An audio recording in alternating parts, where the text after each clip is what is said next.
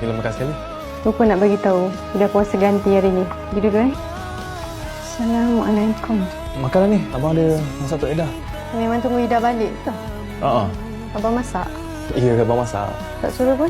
Ada benda tak suruh pun Ida. Abang buat ni sebab abang sayang. Abang kisah. Apalah, dah makan dengan Wazi tadi. Dia belanja. Jadi Ida tak nak makan sikit pun? Dah kenyang. Ida tak nak makan abang ke? Abang penat lah Ida. Abang dah buat macam suhu untuk dapatkan perhatian Ida. Ni abang tak keluar tau nak masak semua ni untuk Ida. Tak payah nak cakap pasal penat lah dengan Ida. Ida ni lagi penat hadap perangai abang. Ni, lauk-lauk ni semua. Tantah beli, abang cakap abang masak. Ida kan boleh check lokasi abang kat mana. Abang tak keluar, abang kat rumah je. Cek buat apa?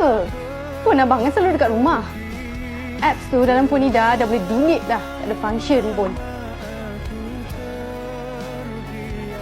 Apa yang berlaku seterusnya terpulang kepada anda. Elevate, layari pautan di profil.